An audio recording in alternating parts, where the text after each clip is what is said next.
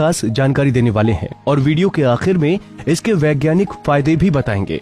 जनेऊ, जिसे संस्कृत में यज्ञोपवीत कहा जाता है, दिखने में तो ये साधारण सा 3 धागों वाला सूत से बना धागा होता है, लेकिन हिंदू धर्म में इसको 16 संस्कारों में से एक संस्कार माना जाता है, जिसे उपनयन संस्कार कहा जाता है।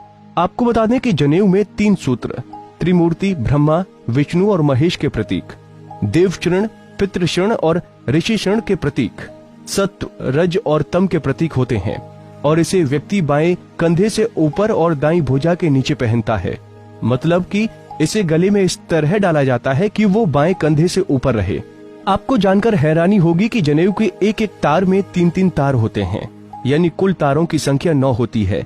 इनमें 1 मुख, 2 नासिक और 2 आंख, 2 कान, मल और मूत्र के 2 मिलाकर कुल 9 होते हैं। इनका मतलब है हम मुख से अच्छा बोलें और खाएं, आंखों से अच्छा देखें और कानों से अच्छा सुने।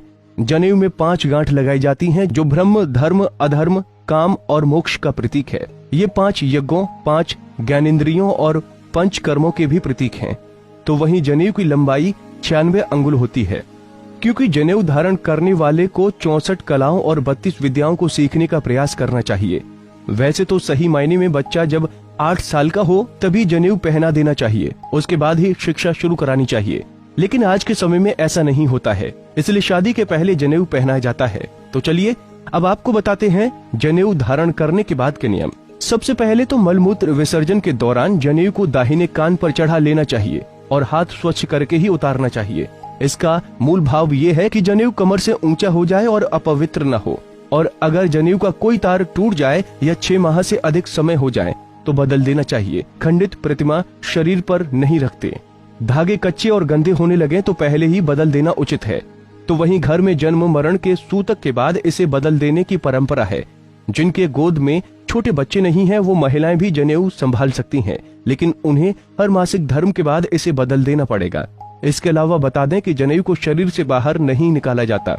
साफ करने के लिए भी इसे कंठ में पहने रहकर ही घुमाकर धो लेते हैं। भूल से उतर जाए तो प्रायश्चित की एक माला जप करने या बदल देने का नियम है। अब ये तो आप समझ ही गए होंगे धार्मिक दृष्टि से जनेऊ कितना फायदेमंद है, लेकिन हम आपको इसके सेहत से जुड़े फायदे भी बताने वाले हैं। जो लोग जनेऊ पहनते हैं और इससे जुड़े नियमों का पालन करते हैं, वो मलमूत्र त्याग करते वक्त अपना मुंह बंद रखते हैं।